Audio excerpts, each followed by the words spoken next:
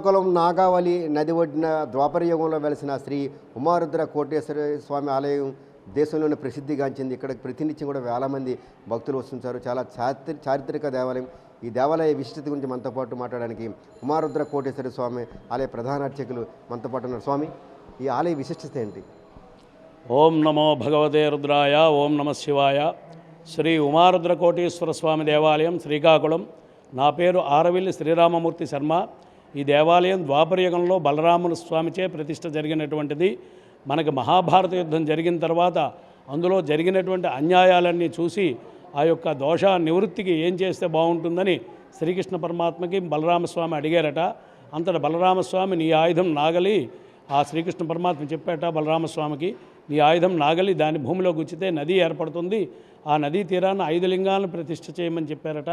ఆ విధంగా బలరామస్వామి ఆ యొక్క నాగలతోనేమని భూమిలోకి గుచ్చడం ప్రారంభించగా అక్కడ రాయిగడ కొండల నుంచి ఆయన తవ్వడం ప్రారంభించారు. ఆ కొండలలోంచి మొదట భూస్థలికి వచ్చేటప్పటికి అక్కడ భూస్థలి ప్రాంతంలో నది ఏర్పడింది. ఆ నదీ తీరాన్న 5 లింగాలు ప్రతిష్ఠ చేయడానికి ఆయన సంకల్పించుకున్నారు. ఆ సంకల్పమే ఈనాడు అక్కడ పాయకపాడు అనేటువంటి గ్రామం దగ్గర పాతాళ సిద్ధేశ్వరుడు అని నామకరణం చేసి మొదటి శివలింగం ప్రతిష్ఠ చేశారు. అలాగే రెండవది పార్వతీపురం దగ్గర గుంప సోమేశ్వర స్వామి, మూడవది పాలకొండ దగ్గర సంగమేశ్వరుడు, నాగావళి, వేగావతి, సువర్ణముఖి 3 నదులు అక్కడ కలుస్తాయి. సంగమేశ్వరుడు నామకరణం చేశారు. ఉమారుద్ర కోటేశ్వర స్వామి శ్రీకాకుళం జిల్లాలో నడిఒడ్డులో ఉన్నది. ఈ ఉమారుద్ర కోటేశ్వర స్వామి దేవాలయం అని దీనికి రుద్రకోటి గణాలు ఈ శివలింగంలో గోచరిస్తున్నాయి కాబట్టి ఉమా సహిత రుద్రకోటేశ్వర స్వామిగా నామకరణం చేసి ఇక్కడ 4వ శివలింగం ప్రతిష్ఠ చేశారు. 5 కళ్ళేపిల్లి మణినాగేశ్వర స్వామి, అక్కడ నాగుపాములు ఎక్కువగా తిరుగుతుండడం సంచరిస్తున్నాయన్న ఉద్దేశంతో మణినాగేశ్వర స్వామిగా నామకరణం చేసి అది పశ్చిమాభిముఖంగా స్వామివారిని ప్రతిష్ఠ చేశారు. ఈ యొక్క నాగలతో దున్నడం వల్ల నాంగుల్యా నది అని దీని పేరుండేది. వ్యవహారికంలో నాగావళి నదిగా దానికి ఇప్పుడు ప్రఖ్యాతగాంచింది. ఆ యొక్క నాగావళి నది బంగాళాఖాతంలో మనకి ఆ మణినాగేశ్వర స్వామి ఒడ్డున సంగమిస్తుంది సముద్రంలోని. అందుకు అక్కడ పశ్చిమాభిముఖంగా స్వామివారిని ప్రతిష్ఠ చేశారు. ఈ విధంగా ఈ 5 లింగాలను ఏకకాలంలో దర్శనం చేసుకుంటే కాశీక్షేత్రంకి వెళ్ళి దర్శనం చేసుకునే పుణ్యఫలం వస్తుంది. ఆ అవకాశం ఎప్పుడంటే మనకి కార్తీక మాసంలో దేవాలయాలు అన్నీ కూడా తెరిచి ఉంటాయి. అలాగే మహాశివరాత్రి నాడు కూడా దేవాలయం 24 గంటలు తెరిచి ఉంటుంది. కాబట్టి ఈ యొక్క 5 లింగాలను ఏకకాలం అంటే ఒకే రోజు దర్శనం చేసుకునే అవకాశం ఉంటుంది. అదేవిధంగా ఇది బలరామస్వామి అంటే దేవతా ప్రతిష్ఠ కాబట్టి దేవతలందరూ కూడా దర్శనంకి వచ్చారట. సమయం కాని సమయంలో ఇంద్రభగవానుడు ఇక్కడికి వచ్చాడట. ఇక్కడికి వచ్చేటప్పటికి ఉమారుద్ర కోటేశ్వర స్వామి దేవాలయంలో స్వామివారు విశ్రాంతి తీసుకుంటున్నారు అని నందీశ్వరుడు, శృంగీశ్వరుడు, భృంగీశ్వరుడు వీళ్ళు ద్వారపాలకులు వీళ్ళు అడ్డారట. వీళ్ళు అడ్డగా దేవతలకు రాజు నన్ను మీరు అడ్డీది ఏంటనే ఉద్దేశంతో ఆ యొక్క ఇంద్రభగవాను లోపలికి వెళ్ళబోతే ఆ యొక్క నందీశ్వరుడి కోపం వచ్చి ఆయన కొమ్ములతో విసిరేట. 2 ఫర్లాంగుల దూరంలో పడిపోయి సర్వశక్తులు కోల్పోయి అనారోగ్యం పాలైపోయేట. అప్పుడు ఆరోగ్య ప్రదాత సూర్యభగవాన్ని ప్రార్థన చేశాడు ఇంద్రభగవానుడు.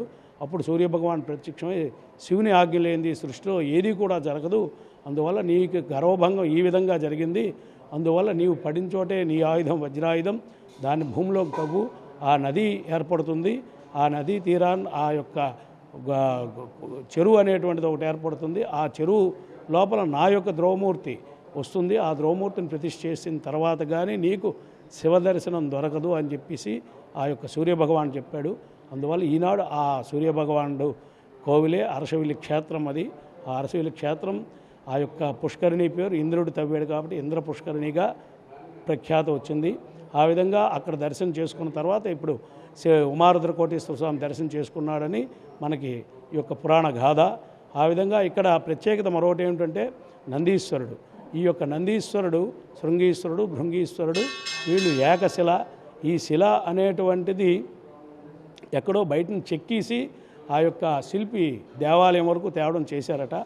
దేవాలయం లోపలికి దించలేక స్వామి నీదే భారం, ఈ యొక్క ఇంతవరకు నేను అయితే చెక్కి తేగలిశాను, ఇక్కడ నుంచి నీదే భారం అని చెప్పేసి వదిలేశారట. వదిలిగా తెల్లవారులేసి చూస్తే వాటి స్థానాల్లో ఆ యొక్క శివుడి ముందు నంది మోకరిల్లి ఆ యొక్క ద్వారపాలకులు శివునికి అటు ఇటుగా నిలబడి ఉన్నారట. ఆ విధంగా ఈ యొక్క ఆలయ చరిత్ర. ఇది ఉమారుద్ర కోటేశ్వర స్వామి దేవాలయం శ్రీకాకుళం. ఇక్కడ 400 ఏళ్ళు కలిగినటువంటి అశ్వత్థ వృక్షం బ్రహ్మ విష్ణు మహేశ్వర స్వరూపం అశ్వత్థ వృక్షం అంటే రావి చెట్టు. ఈ రావి చెట్టు ఉంది. అక్కడ త్రిమార్తకులు గంగా యమున సరస్వతి దేవాలయం కూడా ప్రతిష్ఠ చేయడం జరిగింది. అదేవిధంగా సుబ్రహ్మణ్యేశ్వర స్వామి దేవాలయం కూడా ఇక్కడ చెట్టు కిందే ఉంది. అదేవిధంగా మనకి ఈ దేవాలయంలో మనకి దక్షిణాభిముఖంగా విఘ్నేశ్వర స్వామి, ఆయన వెంటనే కూడా ధ్వజస్తంభం, తరువాత ఆ యొక్క సీతారామ స్వామి ఒకే వేదికపై కూర్చొని అమ్మవారి రాముడి తోల మీద కూర్చొని ఉంటారు.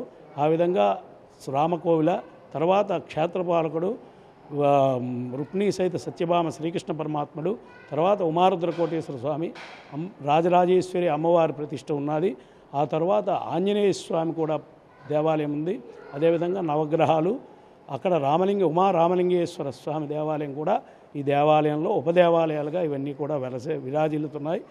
భక్తులందరూ కూడా ఈ యొక్క స్వామివారిని దర్శనం చేసుకొని అనునిత్యం వారి తాలూకా గోత్ర నామాదులతో పూజలు చేయించుకొని పునీతులు అవుతున్నారు. ఈ విధంగా ఉమారుద్ర కోటేశ్వర స్వామి దేవాలయం శ్రీకాకుళం.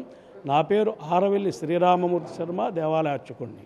ఇది అరసవెల్లి శ్రీకాకుళం శ్రీ ఉమారుద్ర కోటేశ్వరి ఆలయ విశిష్టత. బలరాముడు ప్రతిష్ఠించిన ఈ శివలింగం కొన్ని వేల సంవత్సరాల చరిత్ర ఉంది. ఇక్కడికి ప్రతినిత్యం కూడా భక్తులు వస్తూ ఉంటారు. ఈ విధంగా శివుడిని ఇక్కడ పంచలింగాలు అక్కడ రాయగఢ నుంచి ఇక్కడ వరకు కూడా అప్పట్లో కూడా బలరాముడు 5 లింగాలను ఏర్పాటు చేశారు. అందులో ఇది ఒక లింగం. ప్రతినిత్యం కూడా వేల మంది భక్తులు వస్తుంటారు. ఇక్కడ 5 లింగాలను ఒకే రోజు, అంటే కార్తీక మాసంలో కానీ లేదంటే శివరాత్రి సమయంలో కానీ ఒకే రోజు కానీ 5 లింగాలను తెచ్చుకుంటే కాశీ క్షేత్రాన్ని దర్శించినంత ప్రతిఫలం కలుగుతుందంటూ కూడా అర్చకులు చెప్తున్న పరిస్థితి. విడుదల Nagarajarao, big TV news, Srikakulam.